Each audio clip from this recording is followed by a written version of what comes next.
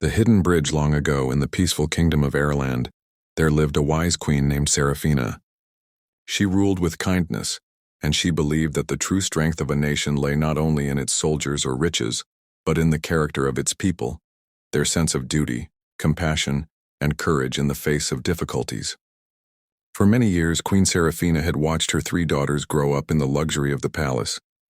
They were intelligent, kind-hearted, and skilled in many arts, but the queen feared they did not yet understand the deeper values needed to guide the kingdom one day. She wished to teach them a lesson, one that could not be learned from books or tutors. One morning, the queen summoned her most trusted guards and gave them a strange order. "Before the sun rises," she said, "place a large wooden gate across the northern forest path, the one that leads to the river village. Make sure it looks old, broken, and immovable." They dragged an enormous wooden gate to the forest path and secured it firmly. It looked ancient, as if it had stood there for centuries. Later that morning, the queen took her daughters, Aveline, Miranda, and Elara, to a high cliff that overlooked the forest path. From there, they could clearly see all who passed by. Not long after, a group of wealthy merchants arrived, their horses decorated with silver bells. They were heading to the river village to trade. But when the merchants reached the wooden gate, they pulled their horses to a stop and began to shout angrily. "What nonsense is this?" one of them complained. "This broken gate is blocking our way," cried another. They grumbled and argued, blaming the queen for not maintaining the roads. After several minutes of complaining, they turned back and chose a longer route. Not one of them bothered to inspect the gate or consider moving it. Next came a group of villagers carrying baskets of fruit. When they saw the gate, they paused uncertainly. "This must be fate," one man said.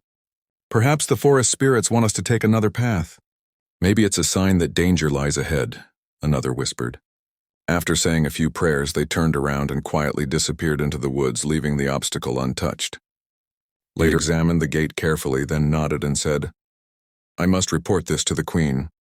Without attempting to open or move it, he rode swiftly toward the palace. Hours passed. The sun dipped lower, and still many people came and went. Some complained, some ignored the gate, some blamed fate, but none took responsibility. Just when the queen's daughters began to grow tired, a young carpenter named Rowan appeared on the path. His clothes were dusty, his face was tired, and on his back he carried a heavy bag of tools. He had been working by the river all day and was heading home. When Rowan reached the wooden gate, he stopped, his eyes narrowed thoughtfully. "This gate is new," he said to himself, "and the people in the river village will need this path tomorrow. If I don't fix this now, many will suffer." He set down his bag of tools and began examining the gate more closely. Though he was exhausted, he fetched his hammer and chisel. Slowly, piece by piece, he loosened the old wooden panels. Sweat dripped from his forehead, his arms ached. After nearly an hour of hard work, the gate finally shifted. With one last push, Rowan managed to move it aside, clearing the path. To his surprise, beneath the gate he found a beautifully carved wooden box. Curious, he opened it, and inside lay a small golden key and a note. Just then, Queen Seraphina stepped out of the trees with her daughters. Smiling, she said, "Rowan, this reward belongs to you. You did not wait for others to act. You did not complain. You simply did what was right. My children, remember this. Obstacles do not exist to stop us. They exist to shape us, to strengthen us, and to reveal our true character." The princesses bowed their heads, understanding the lesson deeply. And Rowan, though surprised and humbled, walked home with a proud heart, knowing that one person's courage can brighten an entire kingdom.